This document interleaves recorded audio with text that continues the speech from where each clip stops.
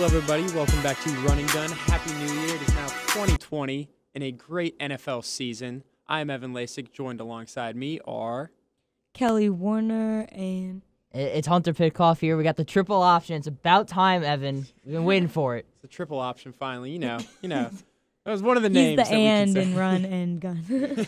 We just got an and now. It's fine. But as you know, NFL playoffs are in full swing. We're heading into the AFC and NFC championships. A lot of crap has happened. Some very surprising teams like Tennessee, for example. Hunter, you want to touch a bit on that? Yeah, sure. I will touch on it a bit. So, their whole story is super interesting. They're a 6 seed. I think everyone was counting them out against the Patriots. Derrick Henry, that man is not human. Like, there's a lot of football players that you're like, okay, that guy's big, whatever.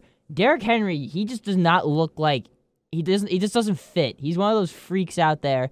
I think he has the most rushing yards in any running back's first 5 playoff games ever, and I think it's like not that close. I think he passed Terrell Davis, if I'm not mistaken.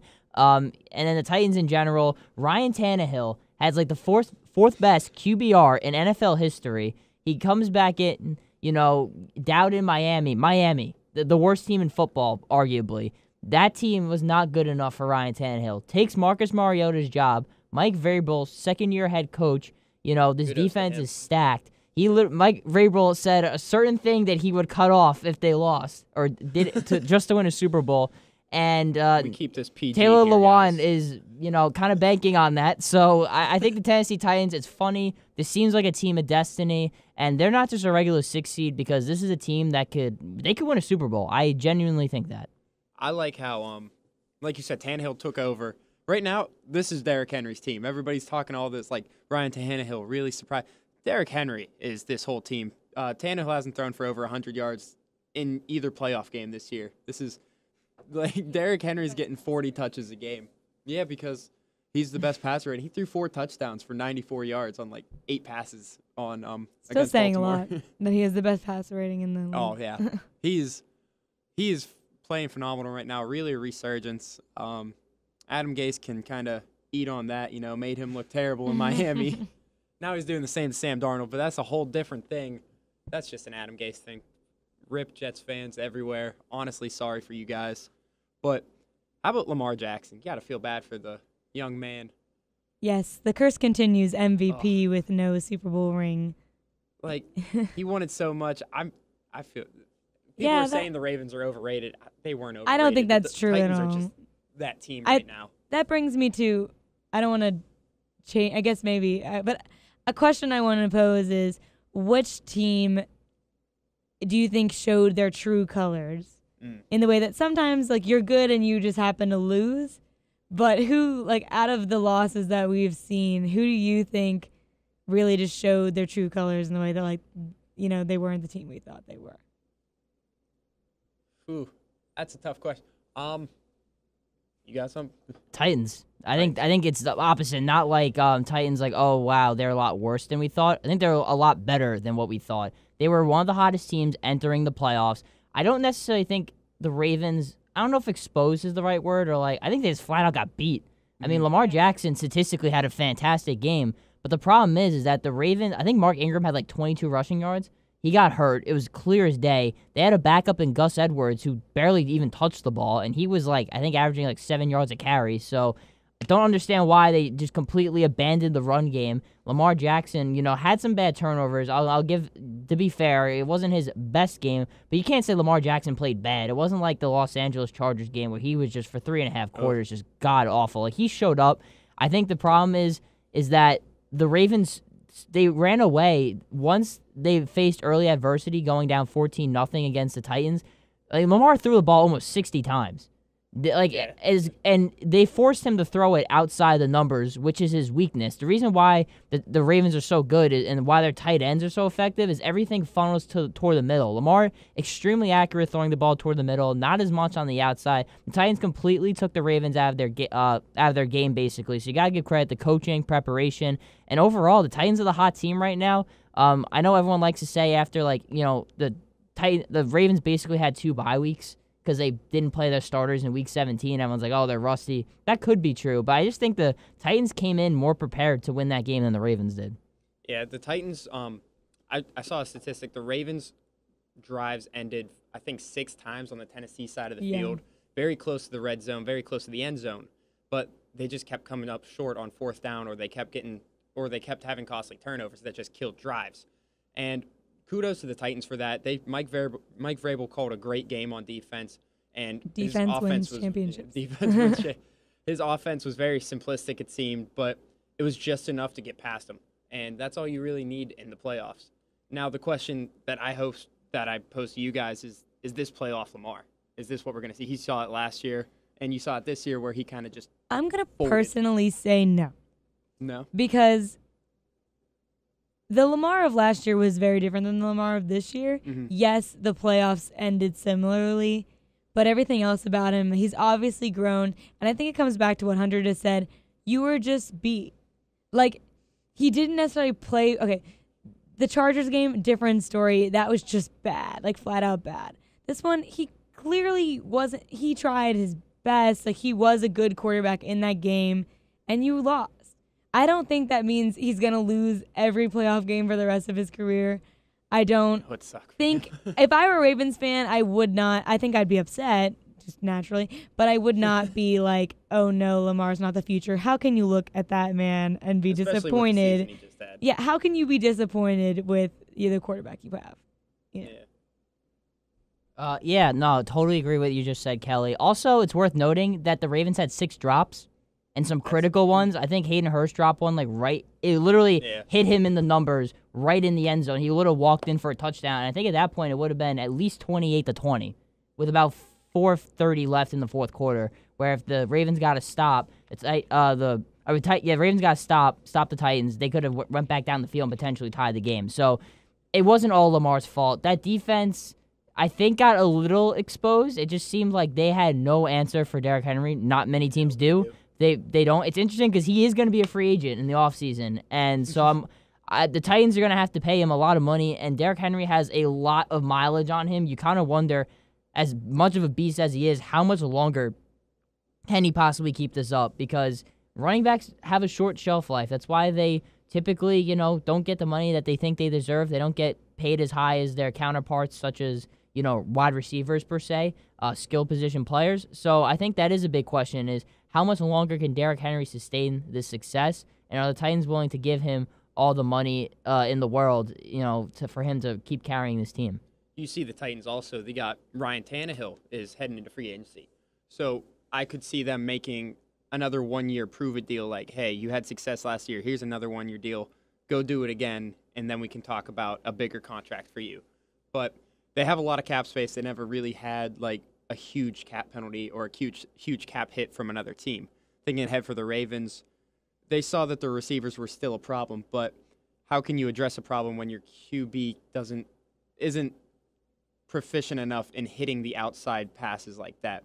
Like you said before, he's very good at hitting the middle passes right in between the hashes, but on that outside deep ball, outside passes, he gets a little bit questionable with his accuracy. So addressing receivers, a problem they still need to have when you have they had Hollywood Brown as their starting receiver. He missed a lot of time, and they kind of struggled in the passing game. Lamar had to start running more, and, yeah, it worked out for him, but you do want that number one receiver. You had Willie Snead, John Brown, and Hollywood Brown. It didn't work out because Tennessee was just all over that defense, all over that offense, sorry. But I want to switch the Chiefs. I forgot to answer your one question. I like the Chiefs a lot. They showed their true colors. They showed the world that they are that team, that they're just that offensive firepower, I thought. They were down 24-0 and just came back for 51 points. On the other side of that, I want to say the Texans showed their true colors. That was a bummer. The Bills were up 13-0. Mm-hmm. Maybe 16. was it 16-0, yeah. And then, Deshaun Watson, brought them back, and he is the game-winning drive master. Mm-hmm. But, they couldn't play not even just a half. They could not play 3 more quarters. No. They played 1 quarter. No, and they gave up. It was rough.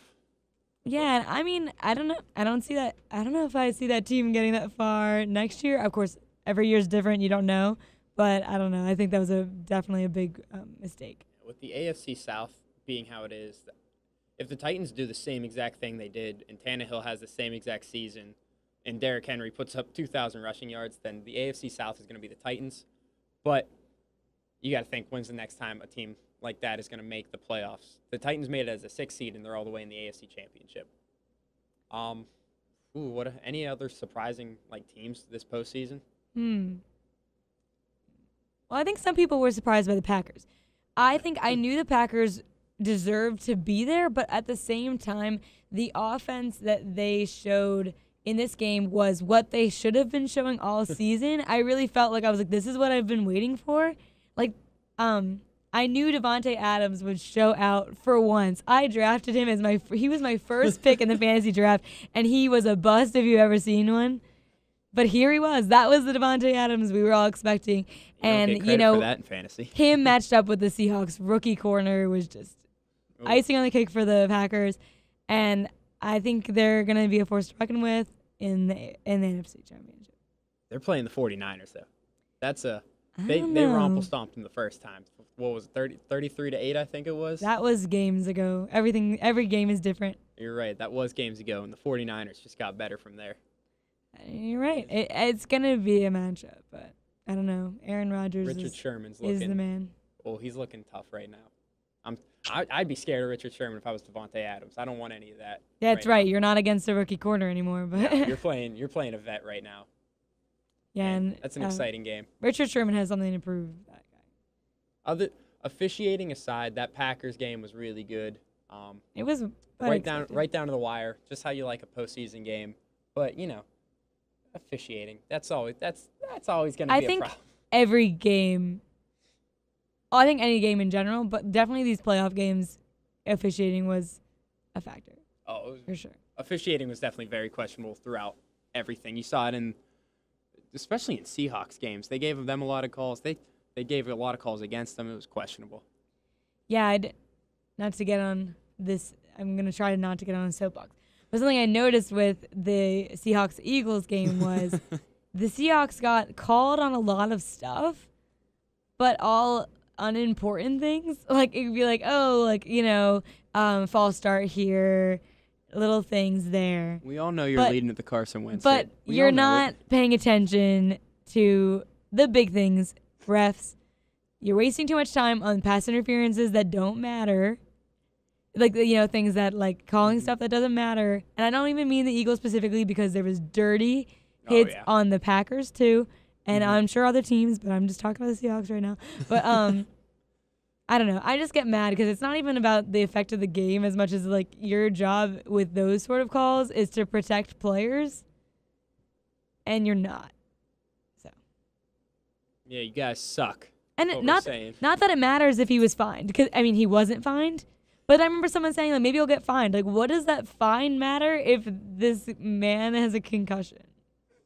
Does that money help? No. Suspension would have been nice. That's just, you see players get suspended for, all the time. I don't know. It's in the past now. Carson Wentz is fine. It's the future. Seahawks got eliminated. We're good. Still stings. Yeah. Still a stinger. But and if anyone else wants to complain about calls, I'm sure we can call some Saints fans. Oh, and push they off. will be happy. That was a push off. that was a push off by Rudolph, no doubt. They didn't even review it, which was kind of ridiculous. But that Rudolph definitely pushed him back. Whole extension of the arm. All right. Well, I think that's enough of living in the past. This weekend we have 2 huge games for big teams. Let's start off in the AFC. All right. Well, glad I can talk again. Yeah, so obviously we got a highly anticipated matchup, Chiefs-Titans. Obviously, I think these are 2 teams that I felt like both were getting doubted. I feel like the Chiefs were getting doubted a bit. I think everyone forgot that Patrick Mahomes is the best quarterback in football. They forgot that Tyreek Hill and Travis Kelce also play for the Chiefs, and that their defense has been very, very good recently. It's one of amongst the best in the NFL. They're starting to put it all together there. And this Chiefs team's very, very confident. Tyreek Hill said, there's nobody that can stop us. We are unguardable. And when the Chiefs are in their bag, they are unguardable. We've seen, amazing teams amazing defenses not be able to guard the Chiefs, if you will. I think it's going to be a really good matchup. Two very different style of games. But if I had to make a prediction, I love what the Titans are doing, but I feel like, I'm going to say it now, I think Chiefs will win the Super Bowl this year. That's my team. Bold take right there. I know, but I think that the Chiefs are taking it all this year. Give me the kingdom. I wish we had a siren for like a bold take siren. Like, here we go. Remember that at 15 minutes we need to add a siren, guys. I think, yeah, we'll just cut that. The Chiefs they are a force to be reckoned with because they are healthy. They are just rolling. I remember coming into that game and I was making my pick and I was like, sorry, Texans. Like, there's nothing. I remember looking and I was like, there's nothing to really vote against the Chiefs there. And now I think you're there again. And like you said, these two teams being so different, seeing them play, I think Pat Mahomes is the challenge these Titans defense need or have been waiting for or scared of, I will say. And Derrick Henry can do a lot, but so can Pat Mahomes and Travis Kelce. I think it'll definitely be an offensive slugfest. Like mainly on the part of Pat Mahomes versus Derrick Henry. I don't think Tannehill's ever going to outthrow Pat Mahomes. Of course, no. This is not a quarterback battle. Not a chance. This is going to be Tennessee's run. This is going to be Tennessee's run offense versus Pat Mahomes passing. And I honestly think it'll come down to the wire. I think it'll be a 3-point game.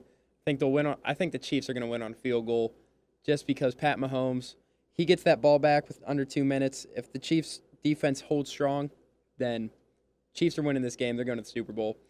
And I would love to see a Chiefs and 49ers Super Bowl. I'm already picking the 49ers to beat the Packers. Something fun about this game, too, is these are both underdogs. And I think, the Chiefs have been dying to get here and actually win one because they're not playing the Patriots.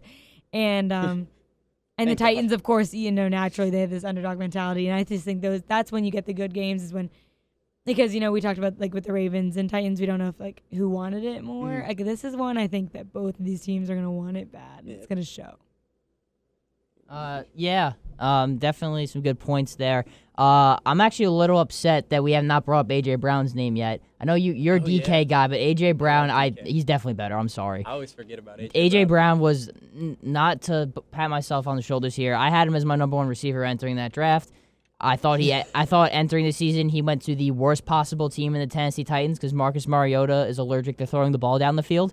But allergic to throwing the ball. Yeah, that's also true. But then it's like, hey, we're gonna throw Ryan Tannehill in here, and oh God, A.J. Brown's a 1,000-yard rookie receiver, and he's a big play guy. He's the key guy in this game for me. In the AFC game, it's Derrick Henry's gonna do his thing. I think we've all seen that Derrick Henry is gonna show out. No matter what, I don't care what his numbers are, he's going to make an impact. A.J. Brown they got to find a way to keep up with this team. Jonnu Smith, the tight end's another guy who I think needs to show up big for the Titans because I think the Chiefs can win in a blowout. The Titans can't. If they're going to win, it has to be a close game, but the Chiefs are going to get those big plays. You're not stopping that. It's going to happen. So the Titans have to counter it with their own. And if they're not able to do that, I don't see this game being close. I think Adoree Jackson's really fast. He's no Tyreek Hill fast though. He'll be able to keep up with them. No. Hey, John Ross Cheetah. and Tyreek Hill in a race. I would take that. That was good. That'd be a good race. But Adoree Jackson's really, really talented corner still. Tyreek Hill's just that guy. Yeah. I mean, he's burned Stephon Gilmore, who's probably the best corner in football many times. You have to, because you look at the Chiefs, you have to double cover either Tyreek Hill or you double cover Travis Kelce. And then you got Sammy Watkins, too, and Mecole Hardman. Like, the speed Damian is insane. Williams. Is McCoy's healthy for this game, too. Their running game, too. The more we talk about it, the better and better the Chiefs look. Just they're like, hey, we don't have to deal with the Patriots again. I think the key here is what Hunter said when the Chiefs the big plays and could win in a blowout, that the Titans, they need to have every hand on deck. Titans need to play at full speed. Yeah, if anybody doesn't show out, their best, then it's You just make gonna one fall. Like mistake, the if Chiefs are there's gonna one capitalize. crack in this window, it will all just shatter. If you let Pat Mahomes do what he does, if you let him get out of the pocket, if you don't bring him down immediately, he's gonna roast your But team. I'm with Hunter. Like, they can stop him sometimes, but you're not gonna stop the big plays the No. whole game. Like, there's no way you're really gonna You're not shutting Pat Mahomes down. You just better be able to match. But like even with in the some Titans, way. their players, like you saw against the Ravens, they had big plays. They had receivers just break away from corners and secondary, and they have no idea where they are. Next thing you know, he's catching a 42-yard touchdown in the end zone. But not the Texans weren't good. I mean, not the Texans, but Ravens. yes. But you just have to remember it's a different team. Every week is different. Yeah, Don't true. don't Very get too true. high on yourself. All right, let's flip it over to the NFC. So the Niners and the Packers. This is a big game, and it's the Packers don't get the help with a cold this time. That's always a big factor for them. So, Evan, go on your Niners spiel over there. The 49ers are the best team in football right now, and I think that is a fact. They are the number 1 seed in the NFC, and no matter who they play in the Super Bowl, I think they will win. Nick Bosa is just their whole D-line is just a force. I don't know what I'm talking about. Richard Sherman's looking like he's still in his prime. He's 30, 31 years old. He is a prime corner still. Showed it last game in the playoffs. And, yeah, they were playing the Vikings, but still, Kirk Cousins did good against the Saints. He showed off in the playoff game. But this is the 49ers we're talking about. No, Jimmy G still hasn't looked like that elite contract guy that they gave him. But Tevin Coleman stepped up when Raheem Mostert couldn't. He was that guy. George Kittle is just a phenomenal tight end. Their receivers, Emmanuel Sanders, I forget. That's all I really know. No, that's all I can come to think of right now. But Emmanuel Sanders has helped this team so much. While their passing offense isn't that good, isn't that electric, you still have one of the best defenses in the NFL. And I just don't think Aaron Rodgers is going to be able to keep up with it again. We saw it last time. It did not go his way. You're playing in Santa Clara again as underdogs. I just don't think he's pulling it off. I think Aaron Rodgers is a good match for this defense. I don't know if their receivers are a good match for this defense. Because I think that's one of the problems I remember from the last time they played, and honestly a lot of Packers games is, Aaron Rodgers, great quarterback. And he's trying to make moves and no one's there to help him. So if people like Richard Sherman and their stellar defense on all accounts, if he can't find someone to throw the ball to, or if they can't run it, which running it's going to be even harder, that's going to be rough. But, maybe it's because I want to play devil's advocate. But I am going Packers. I feel it. I don't know. Aaron Rodgers needs another, and I'm going to be honest. And maybe I don't want to be this person because I hate people that say something once and they're I'm stuck to it because I said it that one time and I'm not changing my mind. But I have doubted the Niners for a long time, and they have proved me wrong, very much so. They have proved me wrong. That whole NFC West was just not your favorite for a long time. Well, I was tired of it because the Rams, I'm still done with the Rams. Maybe one day when we're in the off season, I will go off again about the Rams, but we're done forever. Done with them forever. Do you know how many times I made picks and I would have been 3 for 3 and my cash out, except the fact that the Rams ruin everything for me. So yeah, done with them. Never learned the lesson. Done with them. And so, anyways, the Niners I doubted, but I did pick you, Niners. I picked you to win last week, and you did. And my score was close too. I don't remember it, but it was close. It was close. And I believed in you, and you did it. But here, maybe it's a devil's advocate. I just think, 12 needs another ring, and I don't know if he's gonna get a ring, but he's gonna get to the bowl. Aaron Rodgers going to the bowl.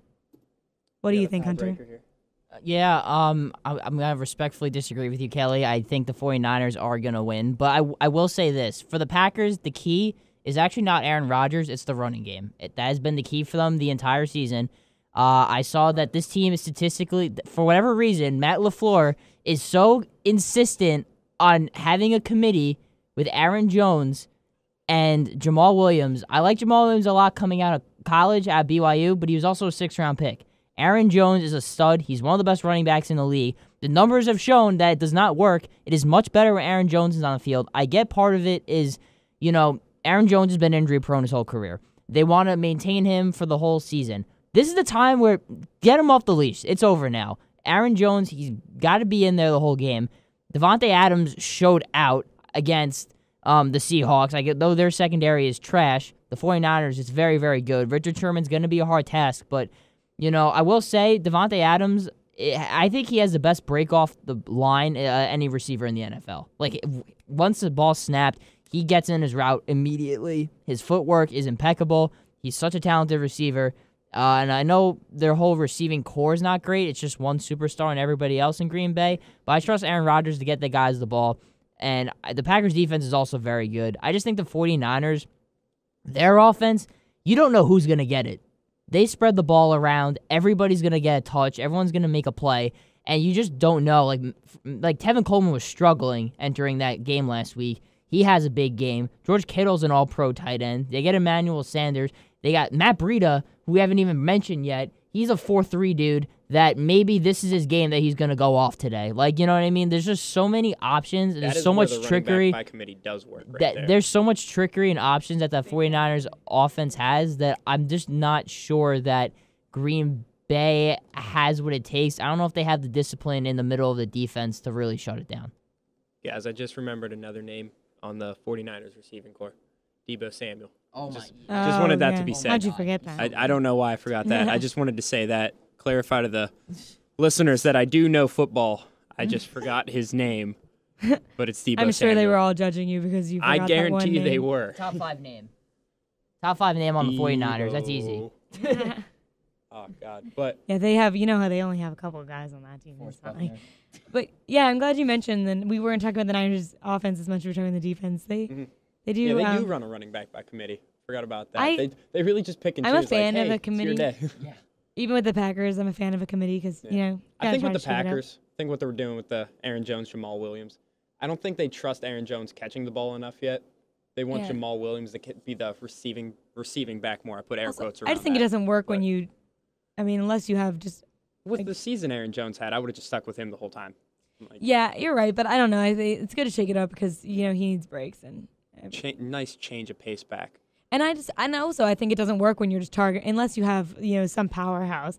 You can't target the same guy all the time because the defense is going to figure that out and be all over him. So it's good to have options. That's Devontae Adams. Like you said, he's one of the best receivers in the NFL. His stats may not show that, but he really is. He was injured a good portion of it, and he's the only guy. He's the only guy on the Packers, so they know that Aaron Rodgers is going to try to throw to him. That's a fear there. But let's transition to. Let's go with we'll go draft busts first because that's more fun. Oh, man. Oh, yeah, I was like, I'm not ready for this. But what? Draft busts. Beginning of the season, I really, really, really, really wanted to say Daniel Jones, but he has actually proved me wrong. He actually didn't do that bad for the Giants, which was very surprising. He played good, but it's the Giants. Honestly, my biggest draft bust, he was drafted I think was he number 3 to the Raiders, Cleveland Farrell? Oh, 4, yeah. 4. That was a big boy pick. Yeah, he did not do that well for being drafted in the top 5 because there's players like Josh Allen who finished with 9 sacks or other defensive guys you could have taken, like Ed Oliver from Houston. He low-key had a really good year. Both players were defensive tackles, and they passed on him for Cleveland Farrell. I don't know what they saw, but I think that was just a draft bust in my opinion. I'm not saying he had a bad season. It's just not the season you should have had for a top 5 pick. Yeah, Evan, I'm looking at the first round now. A lot of these guys hit. A lot of them really, really hit. So I think there's more booms than there are busts. One guy I kind of look at, and it kind of wasn't his fault. Quinnen Williams was a little underwhelming, in my opinion. I thought he could have been better. I know he dealt with injuries and stuff, but, I thought he was arguably the best player entering that draft. He wasn't as great as advertised. TJ Hawkinson was a guy who I think could have been better, but he also was unfortunately dealing with multiple injuries the whole season. And he played for the Lions. That's automatically a downgrade. And they didn't even have their starter or their backup quarterback. It was David Blow. His last name, he blows. Not a good player. I'd say Jerry Tillery for the Chargers wasn't that great either. They may have been reaching a bit, that 28th pick. He's probably a little more of a second-round guy, but never, end of the first, whatever. But he wasn't as good either, nor were the Chargers as a team, so I guess that's just representative. Those are probably a couple guys I look at that I was like, I don't know, they could have been a little better. Real quick fun fact on David Blow. He's a 48 overall on Madden, so that's how you know he's really bad. He's a 48 overall. So I'm glad you touched on the Chargers, because I think they could be put in a list if we were about to talk about biggest letdowns, like from looking from the beginning of the season. I know people who picked them to win the Super Bowl, so love that. That's always fun. Yeah, I want to know. Are playing 16 road games. Nobody wants to go to there. Yeah, Daniel Jones is a good thing, because I thought it was funny. I was thinking of him and Gardner Minshew had very similar seasons, and the way that they both came in and had great games and then got cool nicknames and then didn't live up to their cool nicknames. Daniel Jones showed out, and it was just Danny Dimes instantly. People were all over him. And then Gardner Minshew Magic, just that Buccaneers game, insane. And then just didn't show up for it. But, I think he has Jaguars fans. They like him. Because then you have Nick Foles. Nick Foles came back in, and I know the game was going bad, but they were all booing him, and they wanted Minshew Magic back, as if Minshew is really that magical. To be fair, the game that Nick Foles came back, they lost. I know, but by a lot. I'm not a Jaguars fan. You can't reason with these people. I don't know. You're not. They're Florida. They're from yeah, Florida. they don't know. David Green. Yeah, what are you doing, David? Come on, your Florida people rooting under for control. the Jags. So I think there's probably a good answer for this. Maybe you'll come up with other options. But who was the best first round? Yeah, or just best draft. We'll pick? go from the first round. Who showed out the most? Bosa. Yeah, it's Nick Bosa. But It's do you have either an Bosa- their it's either option, Bosa Hunter? or Josh Allen. I think now I'm going to be cheating a little bit, but I think the best draft class has to be the Raiders.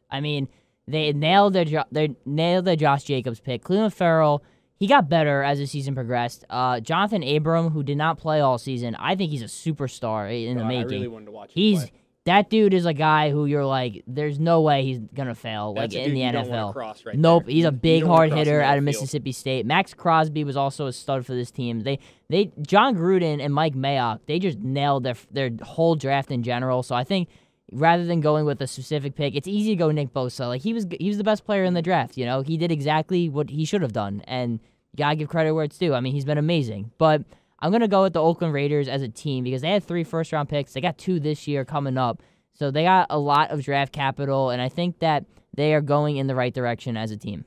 I'm glad you talked about that because I want to touch on it a little more because the Raiders, this was a team that analysts were saying they weren't going to get more than 4 wins. They had a chance of going 1-15, 0-16.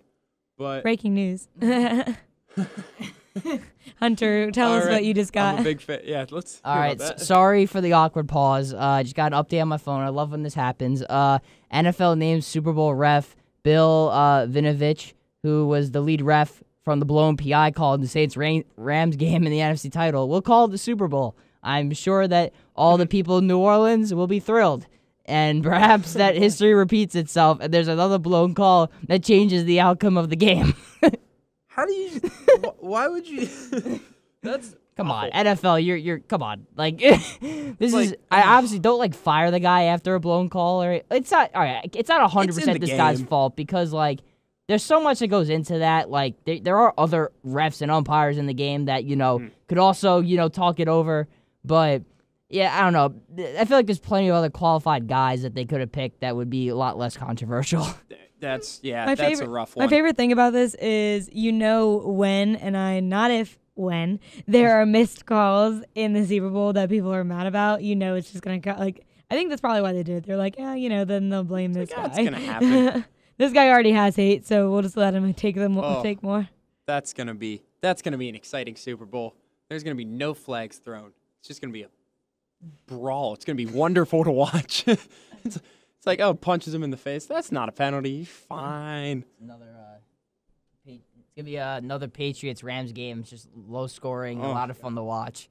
Please, I don't know. God, no. I've been excited so with these teams are watching because they're good and fun. I don't want to watch that ever again. Worst Super Bowl ever. The Raiders, they definitely hit well.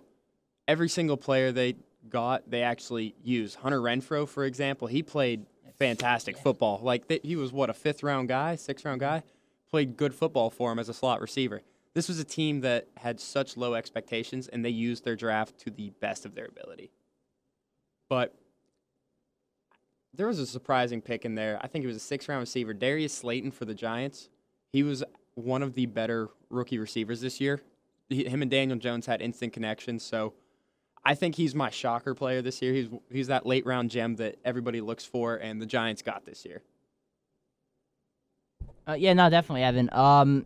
Again, I think part of it maybe was that Eli was the starter to begin the year, and so Daniel Jones has got a ton of reps with Darius Slayton. I think the other part of it is also opportunity. We saw Sterling Shepard miss a lot of games. Golden Tate was suspended, for trying to, what was he? He was taking pills, help, his wife, get, pregnant, or keep the pregnancy or whatever. He was trying to be more masculine, I think was the words that he used. Yeah. Whoops. It's all right, just happens. But anyway, oof. That was a big shocker. There's a lot of really, really good receivers this year coming out of that draft. I think more than maybe we anticipated, including a guy like Darius Slayton, who's on nobody's radar at all. So you got to credit the Giants. I mean, I guess the one thing that their team has been good at is hitting on receivers in the draft. Odell Beckham, I think, was the third receiver in that draft, and for a while, he was definitely the best receiver coming out of that draft. And then, also they hit on Evan Engram, a tight end. That was pretty good. I wouldn't say Saquon was Saquon's a hit, but that was an obvious pick. But Sterling Shepard's a solid player. I guess that the one thing they got is they got good nose for wide receivers. Maybe not talent. Offensive linemen or, QB. Yeah, well, Cat's not in the bag yet. I mean, they did hit on Eli Manning. You have to admit, they won 2 Super Bowls. Technically, they hit on him. They traded for him. They traded for him. I mean, they went for Phillip Rivers. Yeah, I guess that also would have been a hit, though, if they had him. And then Daniel Jones, I think he showed promise. He was better than what we thought he'd be his rookie year. But let's see. I don't think he's 100% proven yet. He's still got a year under his belt. We'll see if the Giants can build around him and, they can, see that jump from year 1 to year 2. All right. And in other news, I want to talk about all the coaching hires. Yay.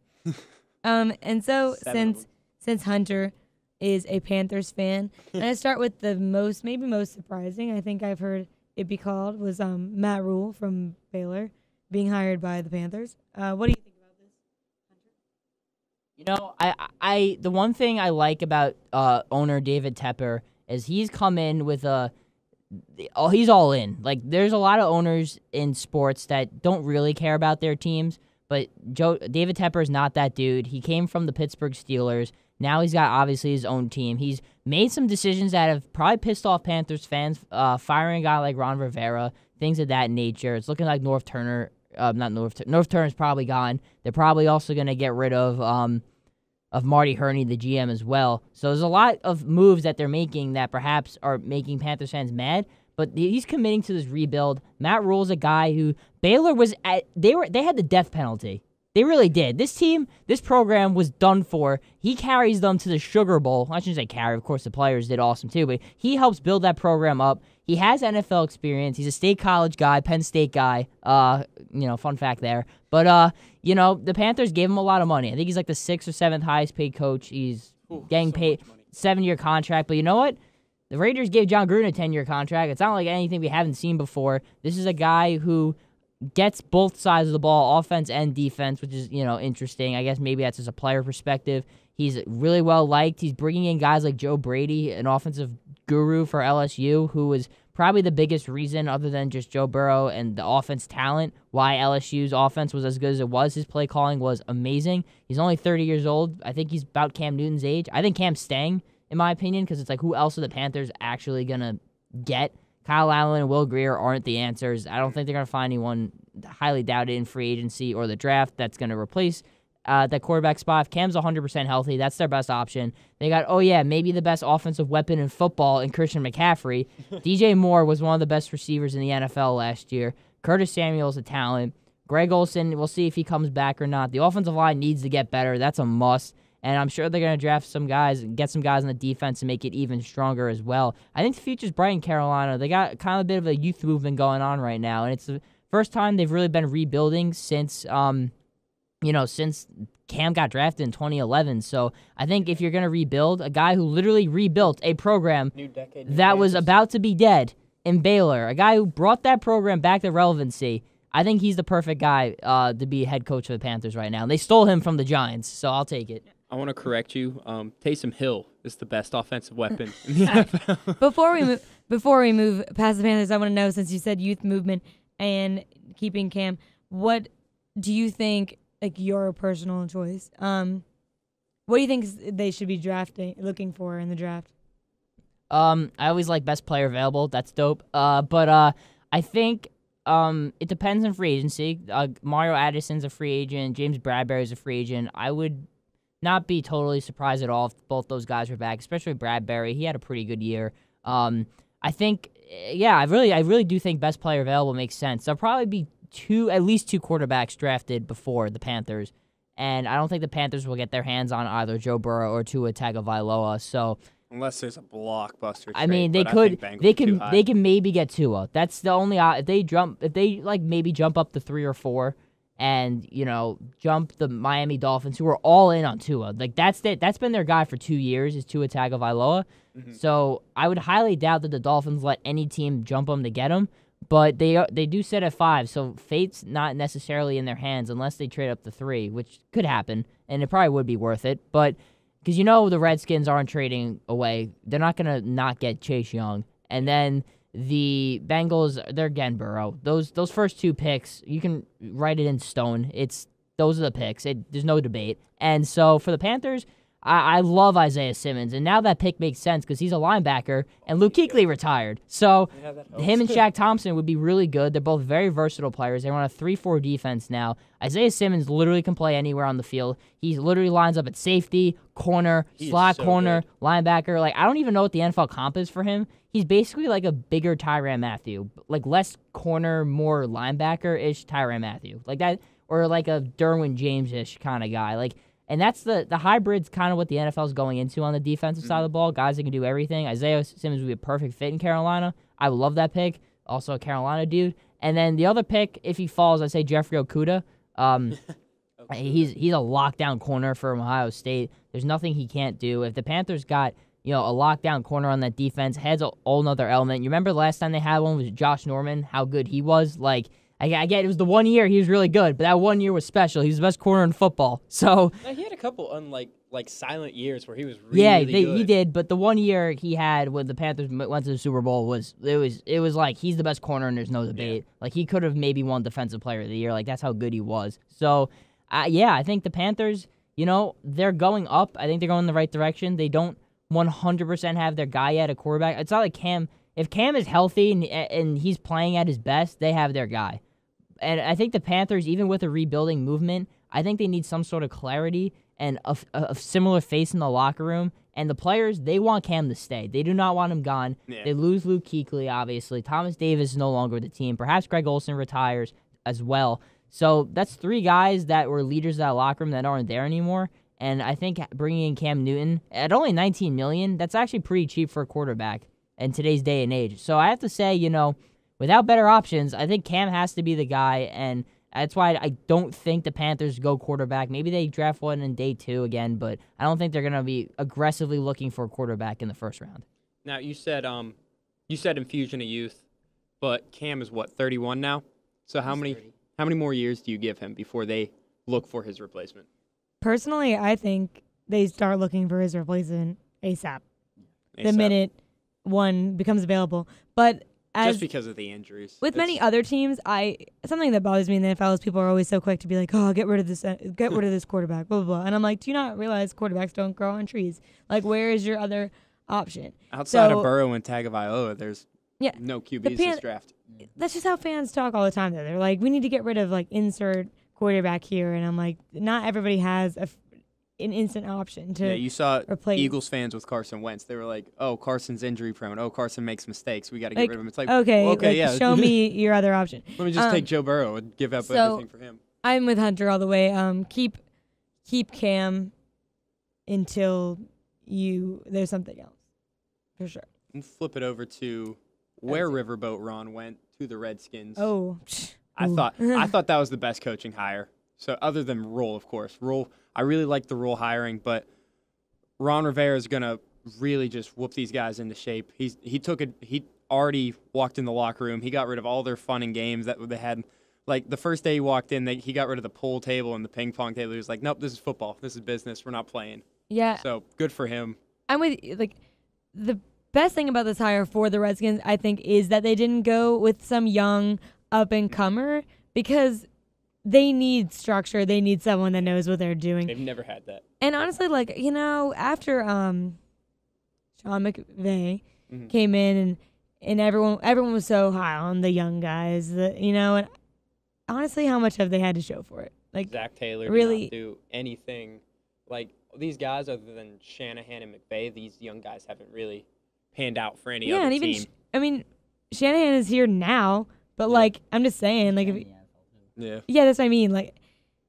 People are quick. The thing that's fun about coaching hires is you have no idea how they're gonna play out because I always like to bring up the tidbit that Doug Peterson was rated the worst hire of his class, and he's the only one that still has his job and has a ring. So I'm just saying, I think that I'm with you. Redskins definitely made a good choice going with something that is as closer to a sure thing for them.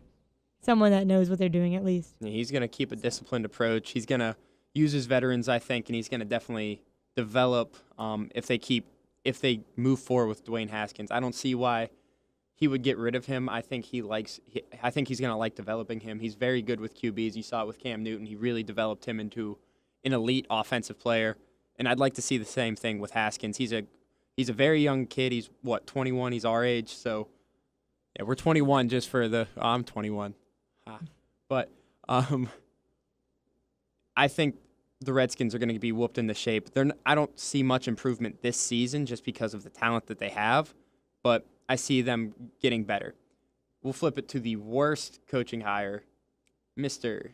Judge, for the Giants, because their whole organization at this point is just a joke. Funny Giants. You guys will never be good again. Go on. I just want to say sure, that. I'll kick things off for us here. I love me and Evan were talking about this in the car ride. I think the problem was with the Giants is that they completely sold out for Matt Rule. I think they were banking. I think he also was an assistant for the Giants when he was there. I think they were completely banking on him being the next head coach.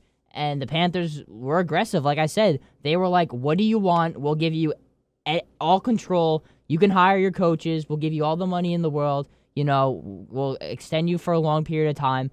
And the Giants didn't even get a chance to match the offer. It was literally Panthers sat Matt Rule down. Maybe they locked him in a room and were like, you're signing with us. Imagine that's how negotiations work. You're coming to this team. And he's like, okay.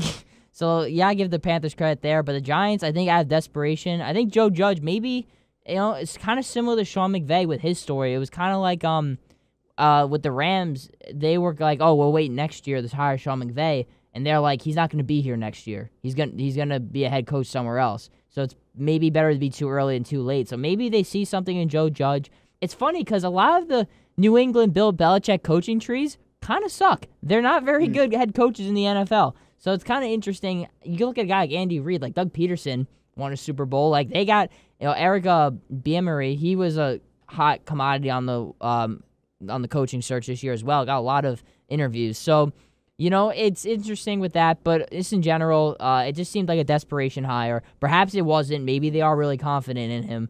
And I do want to touch on the Ron Rivera hiring because he's a player's coach. This guy played in the NFL, of course, so he knows exactly what these guys are going through, and he's a culture changer. And I think I got to shout my boy Alec here. I'll co-sign his take here, but he told me that he thinks that Ron Rivera will be the A to B guy, and then they'll eventually fire him and hire somebody else. Because I think right now the Redskins, they need structure, they need discipline, they need a guy That's a no BS dude. Ron Rivera has fun, but when you're winning games, you can have fun. For now, it's a young team that needed direction. They need a bit, of a hard coach that's going to get on their guys, and I think it's going to be better for this team. The Redskins, they're not going to be good next year. They may not even be good the year after that. It's a rebuilding team, and Ron Rivera entered a rebuilding situation with Carolina, and it ended up paying off. I think in Cam's third year, they made the playoffs. So maybe we'll see the same thing with the Washington Redskins.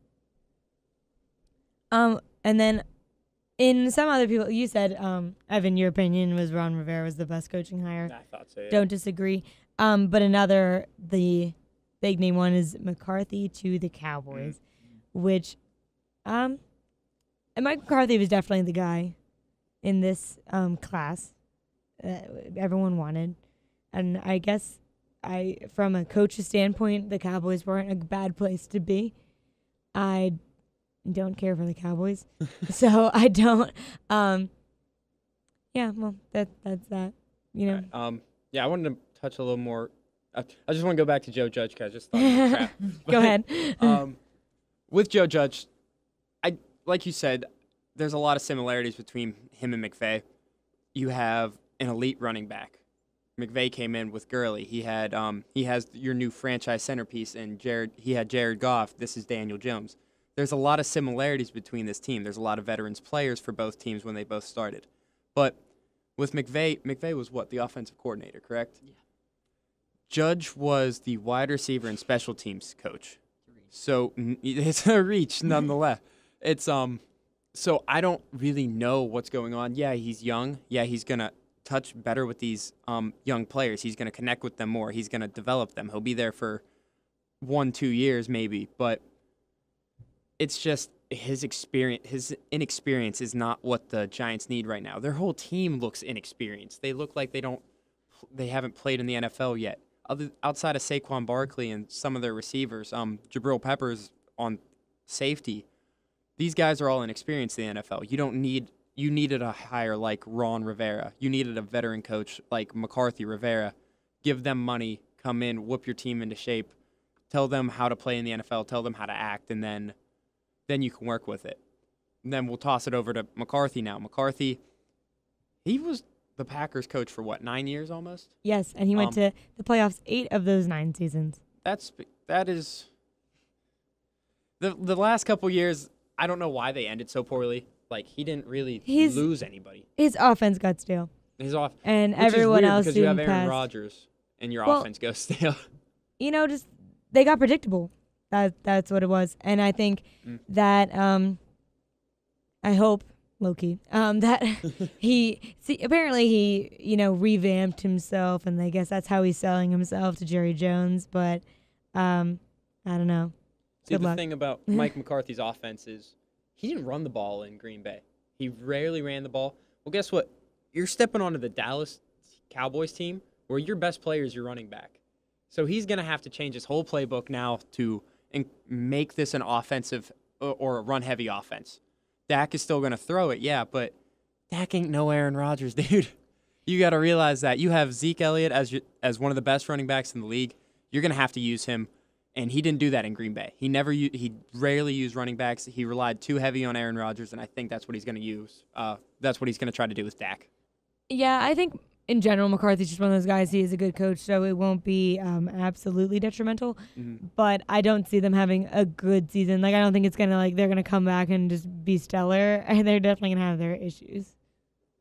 Well, I do think this was a very good hiring for Dallas. They get a proven guy. They hired somebody outside of the Dallas coaching tree, and the last time they really did that was with Jimmy Johnson, who now is going to be a Hall of Fame head coach. So, not saying Mike McCarthy's a lock for that, but I'm just making a point. But I think the thing with the Cowboys is, I think you brought up an awesome point, Evan, about how Mike McCarthy kind of avoided running the ball. I think the one time they really did was when they had Eddie Lacy, and he was really good for Green Bay. Yeah, that was the only time I really remember Green Bay just being very committed on the run game with Mike McCarthy.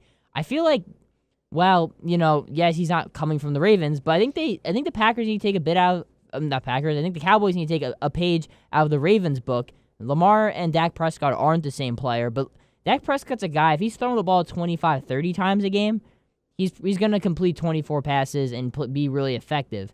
You got to involve Zeke more as a runner. They got Tony Pollard as well, who's a very good player as well. They got 2 running backs there, so you can even save Zeke a bit, and hopefully for Dallas, they make the playoffs, and then you can really unleash the beast. But they have weapons. You have to assume that they're going to re-sign Amari Cooper. You don't trade a first-round pick for a guy and not re-sign him. They also got Michael Gallup, who's really good. Their offensive line is still one of the best in the league, even if it's a little bit depleted, not as good as it used to be. They still got guys who are all pro talents on that line.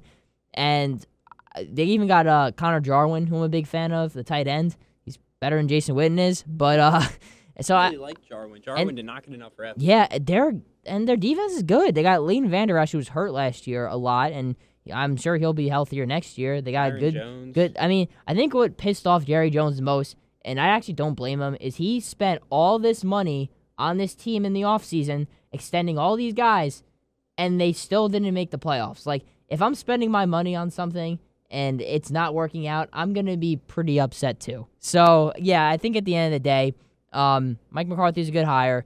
He's probably going to have to adjust his offense a little bit, but maybe with a year off and, kind of examining these teams, perhaps he kind of already has an idea about what he's going to do in Dallas. Yeah, Jerry Jones signed these players, like, giant contracts. Yeah, he signed the right players, but now he has more players to re-sign. Amari Cooper, Byron Jones, Dak Prescott. You have to re-sign all these guys now, and that's why he's getting frustrated. He's like, well, this was our year to win, and now I have to give these guys money that I don't have. It's just not going to work. Yeah, Hunter said it well. I'm just going to agree that the Cowboys are a pretty stacked team. They have good players. And I think, Dak, as bad as I'm going to give him his due. I think he's not a bad quarterback by any stretch of. He's good, I think. Coaching was their problem, clearly, because there's no reason why that team shouldn't have been doing better. And yeah, good coaching hire. Good luck, Mike McCarthy. Not really. So now the Browns' new savior, Kevin Stefanski. What do we think of this? It's the Browns.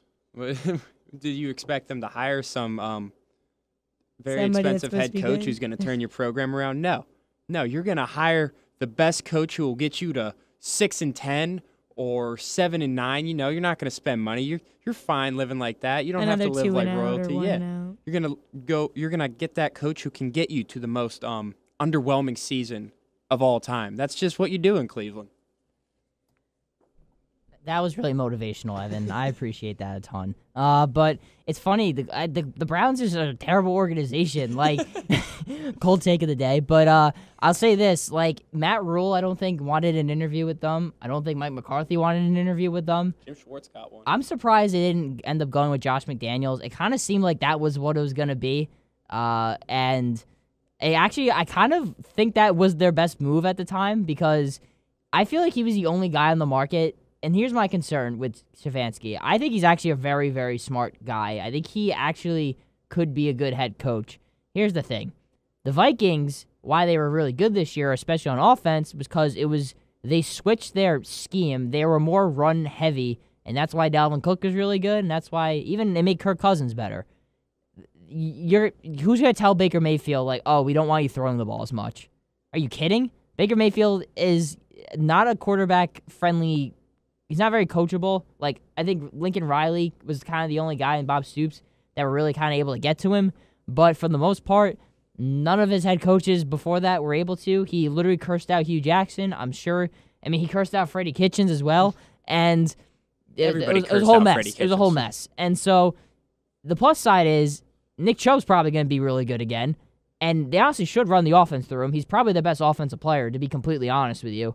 And it's going to, in theory, it should help Baker Mayfield, but I don't know if he's necessarily going to hear some random guy, Kevin Stefanski, out. Like, Josh McDaniels at least had the rapport with guys like Tom Brady. He's like, okay, this guy coached Tom Brady. I can listen to him. Like, trust me, like it's going to get like that, I think. And that's why I don't think this coaching hire will particularly work out. I just think the situation does not make sense.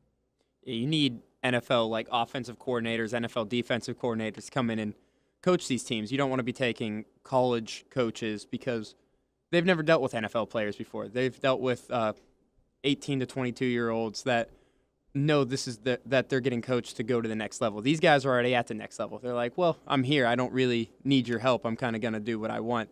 And you need that guy who's going to be like, no, you got to listen to me. So hopefully Stefanski can be that guy to control Baker, because Baker is one of the most egotistical quarterbacks in the NFL. That team's just a whole bunch of egos. Odell, Jarvis. Yeah. Jarvis actually played, both receivers, they all played really well except Baker. Baker just had the biggest sophomore slump in a long time. So hopefully Stefanski can turn it around. He can control his team. And who knows, maybe they go 7-9 this year. Dream season. I want to talk about the Eagles. They fired offensive coordinator Mike Groh. That made me really happy. This was one of the worst offenses I've seen from the Birds in a very long time. They also fired Carson Welch, their wide receiver coach. This is their 5th new wide receiver coach in 5 years. That's pretty spectacular. Yeah, fans, I don't know, but not I wouldn't say fans, honestly. The media was like trying to get fans mad that Doug Peterson lied. You can't see me doing quotations, but lied and said that like everyone was staying and then the next day fired them. And I just want to like quick say that's stupid that anyone would be mad about that, because yes, coaches, you know, sometimes you don't tell everyone your business right there and then. And also, I don't care what you don't tell me, you know, like that's not my job. But unless it's like you're making bad decisions.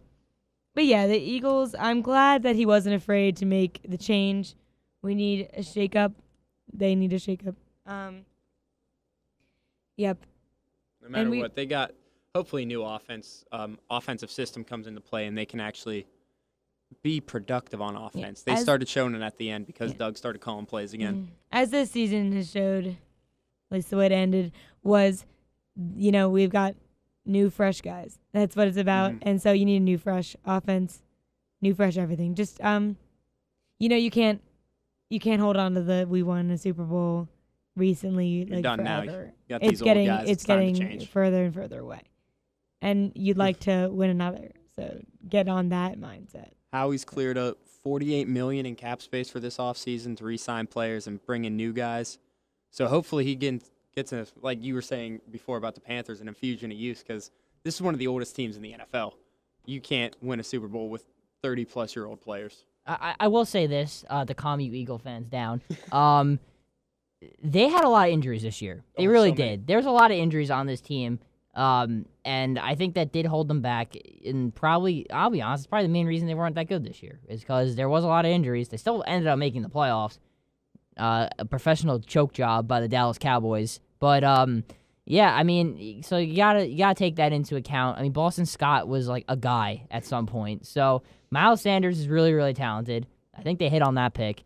Carson Wentz is still there. They have him locked up long term. It just seems their receivers are bad. I mean, Alshon Jeffrey, that dude, I don't know how much longer he's going to be playing because that man cannot stay on the field. Deshaun Jackson, the same thing. I would not be shocked if they draft receiver in the first round. First 3 rounds? Maybe first 3 rounds, see if you hit on any. Maybe all draft, just take receivers. Sometimes it's not about, you know, the quality of the pick. It's just having enough picks that you can just take someone and hopefully someone hits. Maybe that's a good philosophy to have. But, yeah, their defense also was not the same dominant defense that it was, especially when they won the Super Bowl. And it's not even necessarily – I know their secondary is trash. I get it. But, like, their front seven was not as good as it was either. It was not that same dominant and that's really what carried them to the Super Bowl. Nick Foles played fantastic, but it was really how well that defense showed up when it mattered in crunch time and when it mattered most. And they didn't have that this year. The dominant defense was not there. I think you got to, look yourselves in the mirror, get some more younger guys. Carson Wentz, he's not an old guy. I think he's only entering his 4th year. Yeah, 4th year. He's 28 now. 29. Yeah, so he's still got time, and it's not time to panic if you're the Eagles. Just, make the smart decisions. They're a likable team. People want to play in Philly, obviously. And, I think if you just, stay your course, maybe fly a little bit under the radar, I think that, the Eagles can build their team back up, honestly. Is there any more coaching hires worth talking about? Or should we move?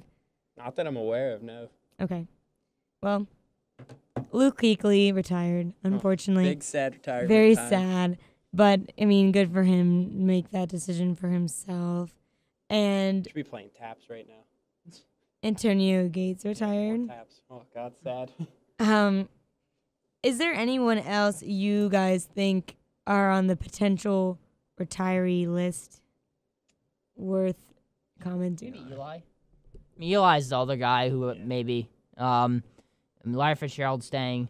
Maybe it's gonna be like Lamar Jackson retires. Like you just don't know anymore. I mean, it was crazy with the Luke Kuechly thing, but I saw something. It was 5 players retiring under 30 recently, and like superstars. It was Kuechly, Andrew Luck, both in the same draft class. It was Cam Chancellor, Calvin Johnson, Rob Gronkowski retired. Even like Borland, the linebacker, who after his rookie year retired from the 49ers a few years back. So guys don't want to put themselves through that punishment anymore. I mean, football is an extremely dangerous sport. It's a lot of wear and tear on your body. The CTE problem is legit. That is a real problem. And, you know, it's just like it's a dangerous sport out there. It's like basically being in a car crash every single hit you take. And, you know, guys like Luke Kuechly, look, he's a very smart, cerebral guy. I think he loved football more than anybody else. But, you know, I think he's realized my health is probably more important than a football game. I've made my money. I'm good. So I think, you know, of course, the retirement shocking. I remember getting it update on my phone. I'm like, what? Are you kidding? Like, but, you know, I think it could happen to anybody. And I think the NFL has a legit problem, and it's not a fixable one because you can have all these cool helmets. You can have all these pads or change the rules of the game. You're not going to change the game. It's extremely dangerous. And there's a reason why these really good players are passing up on millions of dollars because they know that, you know, they're probably going to die like 20 years earlier if they keep playing this sport. So that's my 2 cents on that. Yeah, there's a reason that college football only plays 12 games. They're trying to keep these kids safe. But for some reason, as soon as they turn adults, they can add an extra 4 games for the regular season, an extra 3-4 games for postseason. It's a dangerous game to be playing and putting these people through it. And right now, Goodell's talking about raising the games from 16 to 17 or 18, making them play 18 games. And if you do that, you're just going to see more early retirements like that because this is just a painful sport, and you're just putting these guys through so much. They've been playing it all their lives, and it's finally catching up to them now at like 28, 29. They're like, wow, I really can't do this. Kuechly wasn't even slowing down. Like, he was a Pro Bowler this year. Like, he's a really good player who, at the peak of his prime, was just like, I'm good. Like, you never see that happen. You really don't. Like, how often is it you see a guy like that, you know, just be like, I'm good? Like, I don't know if it was he accomplished everything he could, or like it wasn't that because he still wanted that Super Bowl. Mm-hmm. But it's just he knew what was going to happen sooner or later, and I think that'll get to people. That will get to people. Yeah, I mean, Luke Kuechly is a guy that, like, there's some guys that play football because they know they're going to make a lot of money. Luke Kuechly played football because he loved football. Like, that dude was, like, he's a captain right out of the gate. You know what I mean? Like, he's a football guy. You know what I mean? All-pro guy, Pro Bowl guy. You know what I just mean? A class act. Yeah, exactly. So it was probably really hard for him. I feel like a guy like Gronk just, like, it was hard for him, but he was like, I got other passions and stuff. Luke Kuechly probably does, but football, like, is his livelihood. So it's going to be interesting to see, you know, what he does post-career, you know, because now you're like, well, would he ever coach again? Like, is he going to coach a sport that he just walked away from like that? I don't know. It's kind of interesting to think about. I think this one had more of an effect than the Rob Gronkowski retirement because Gronk was pondering that for like 3 years. He was making a big deal. I was like, I think I want to retire. But Kuechly was kind of just like, I really can't do that. I think it was more of like a mental thing where he was like, I don't want to put myself through this again. And also, Gronk, I mean, he hit Kuechly obviously had the concussion thing, but Gronk's injury history is insane. Like his ACL, his shoulder, what was it, like his elbow, like his elbow. Yeah, like he was really, really banged up, like bad to the point where he was like he was never 100% probably those last 3-4 years in New England. Yeah, but early retirement's gonna be. I think it's gonna be a common trend. You see people. I saw the NFL like average career length is like 3 to 4 years, and that's just I didn't believe it at first, but then I looked back and I'm like, wow, these guys really do retire after a very short amount of time.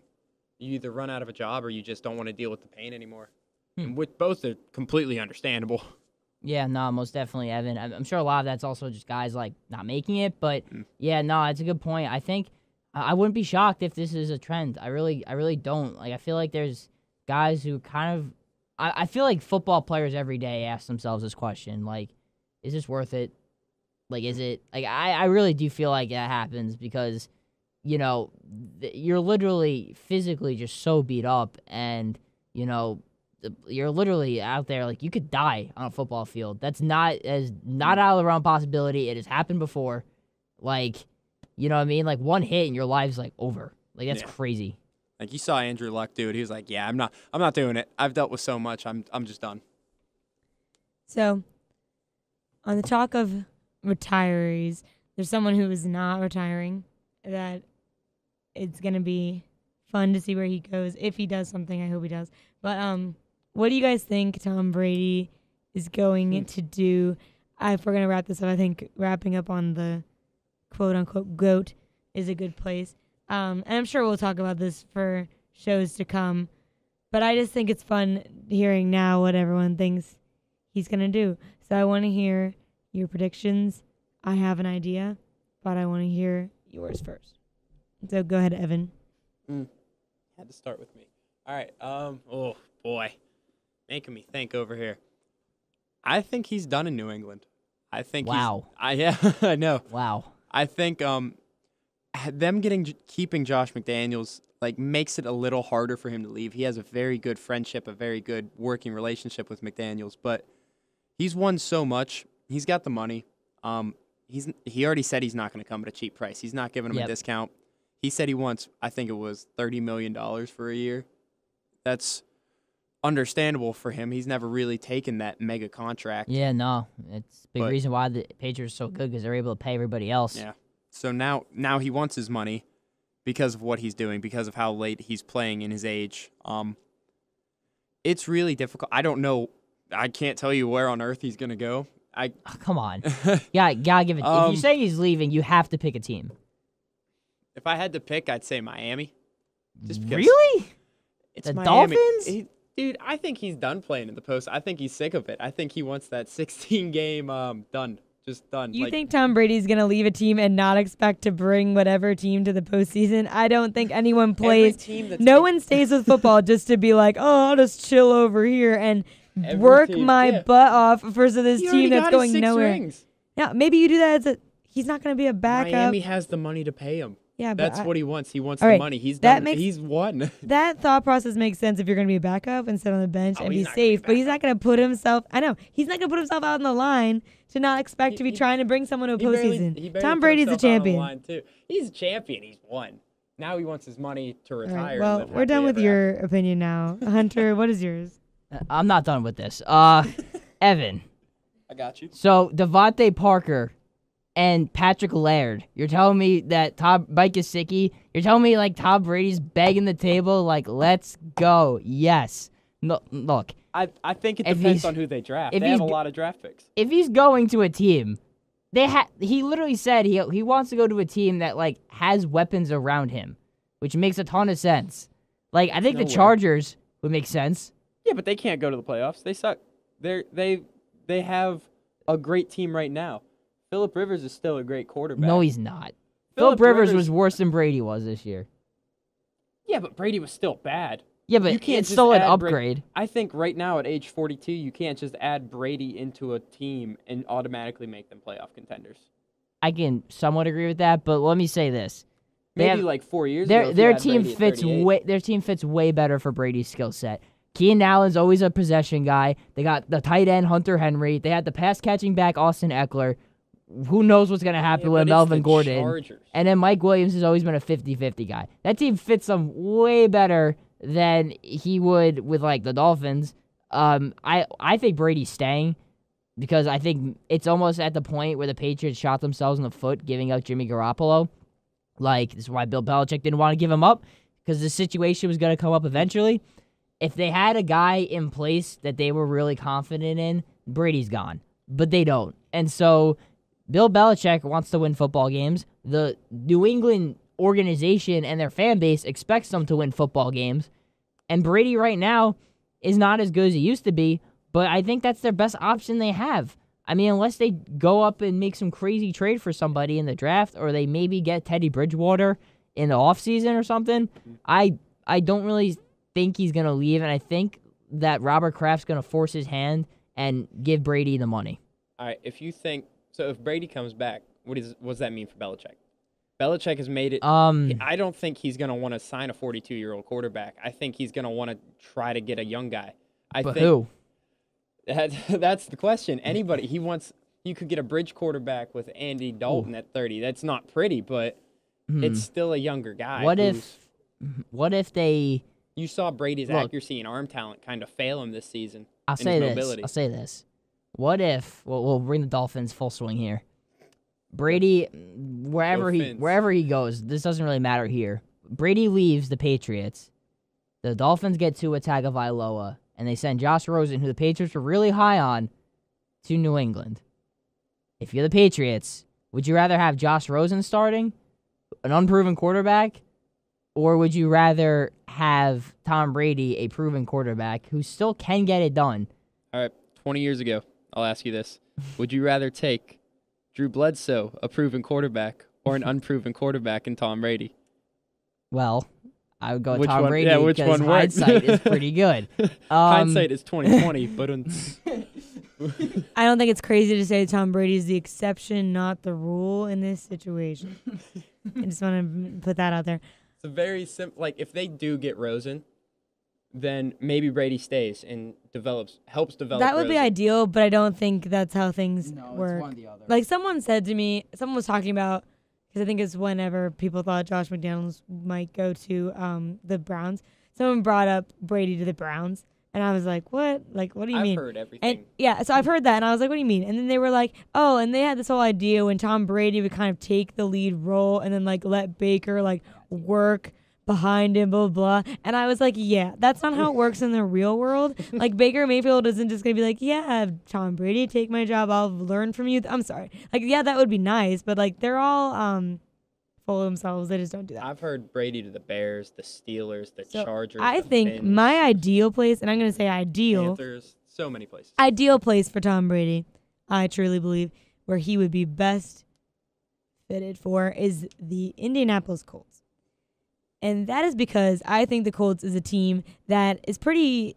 Yes, they had a kind of a rough season, but they have weapons. They're a pretty set team. You know, they are well developed, except for at quarterback. No offense, their quarterback is fine, but just not. You know, he's not the guy right now. So Tom Brady goes there. He gets to fit right in the pocket into this set team. And I think if Tom Brady wants to go somewhere, unlike the Dolphins, if he wants to go somewhere and win, the Colts is a good place for him. Will he actually go there? Will they actually take him? I don't know. That's my ideal. Nobody place. knows what he wants right now. Nobody knows. No one knows what Tom He's wants. not.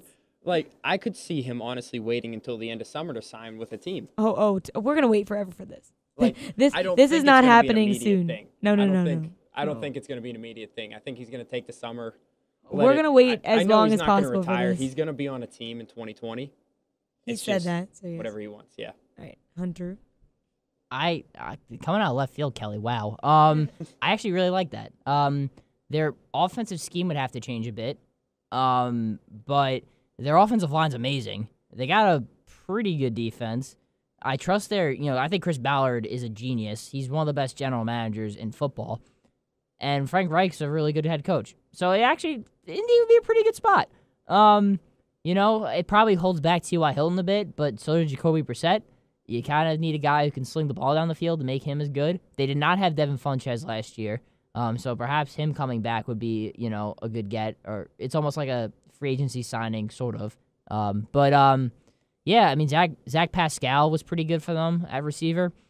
Perhaps their running game's pretty good with Marlon Mack, and then they also got, Nyheim Hines, who can catch the ball as well. So, maybe Indy's not a bad spot. That's actually pretty realistic. I like that one. Plus a really good tight end. Brady loves his tight ends. If they can... Jack Doyle, yeah. Jack Doyle, if they Ebron's re-sign... not coming back. Yeah, but Maybe if you get Brady, Eric Ebron's like, well, I want to play for him. But That's true. Yeah. because He's always been a tight end friendly QB. Brady loves his tight ends. Mm-hmm. It's his favorite person, other than, of course, Julian Edelman. Julian Edelman would be lost without Brady. I think he is lost with Brady. Did he just get arrested again? Yeah, he vandalized the car. Jumped on the hood of a car and started kicking it. It's like Travis Scott style. That's cool. Whenever I saw that, I was like, wow, Patriots really don't know what to do in January, you know? They did too much off time. He just doesn't even know what to do. Like, all right, guys, I don't know what to do. We're in uncharted territory. Go do whatever. Yeah. Julian Edelman doesn't know what it's like to be a regular citizen. He only knows football. That's it. He thought it was a player. He started attacking it. Football only. So, talking for a while, boys. I think... This is the longest pod so far. Are we going to do a 2-minute warning, or do we think we just covered it all? I think we just covered everything we could have. All right. Well, We'll do rookie of the year next week for both because it'll be closer. Yeah. I don't want to waste all topics before we have a bunch of off-season shows. Yeah, no, it will get a little boring. But, all right, Evan, you've been waiting a while, and I am a man of my word here. So you did win our Penn State Sports Night Fantasy Football League.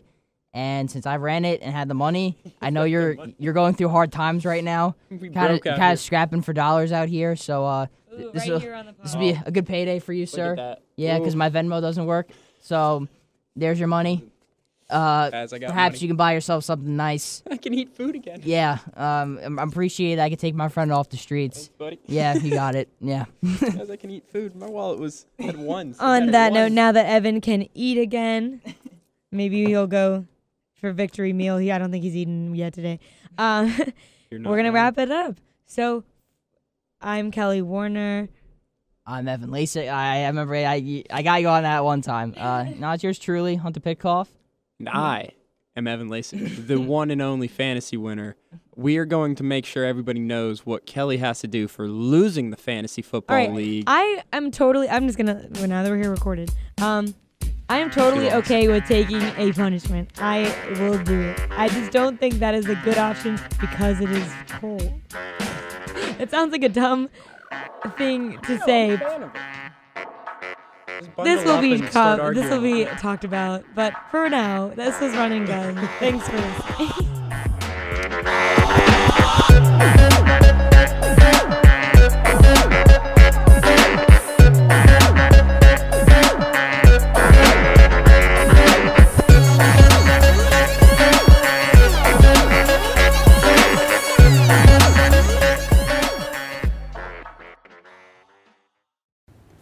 Thank you for watching our latest edition of Penn State Sports Night. If you're a fan of our content, please be sure to subscribe to our YouTube channel for more clips. Also follow us on Twitter at PSSNTV and on Instagram at PSU Sports Night to keep up with the action.